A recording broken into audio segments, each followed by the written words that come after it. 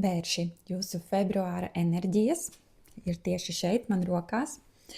Un paskatieties, te mums ir kārtis, kam beidzas komforts. Būs jāiziet ārpus komforta zonas. Protams, katram tas būs atkarīgs no viņa dzīves situācijas.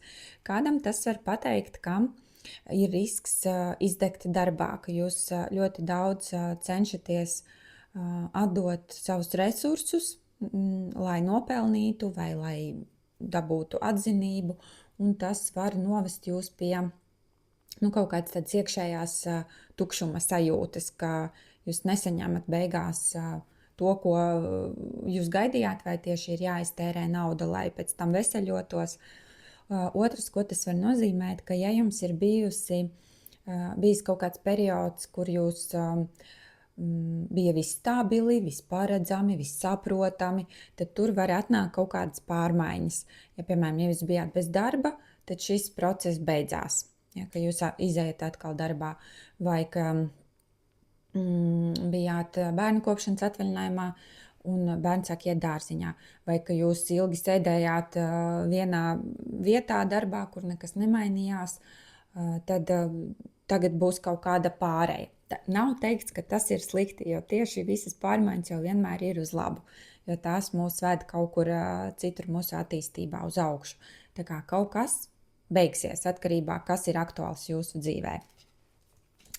Tā, darba sfērā mums ir tā.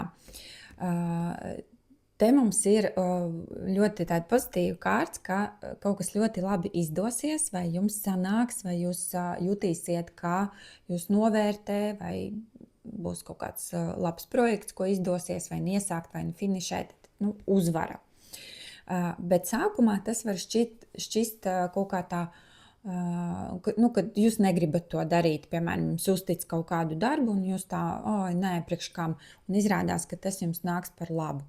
Vai kaut kādas varētu būt grūtības sākumā, ka jums neizdodas tā, kā jūs bijāt iedomājušies kaut ko izdarīt, bet viss atrisināsies un beigās iznāksiet kā es teicu, jau uzvarētāja kārts, viss labi, un jūs iznes uz pozitīvu tādu iznākumu. Tā kā nebaidāties, ja sākumā liekas tā kā, kas tas tāds un negribās, nesanāk, vai kaut kāds klients nepatīkams, vai darbs, vai pienākums, vai kaut kas citādāk nekā jūs esat pieraduši, ja mums jau vērsīšiem galvenais, lai viss ir tā kā bija, viss zināms, stabils, un tik līdz šī mums ir, ka kaut kas neiet tā, kā mēs esam iedomājušies, tas nenozīmē, ka tam tā nav jābūt, tam tā tieši ir jābūt. Attiecībās te mums ir tāda interesants salikums, ka abas kārtas mums saka par nedaudz tā kā upura lomu. Kā vērši paskatieties, vai gadījumā jūs neupurēties pārāk daudz attiecībās, neatdodaties, vai jūs nedarat kaut ko tādu, kur jūs jau ejat pāri savam pašvērtējumam vai savām vērtībām.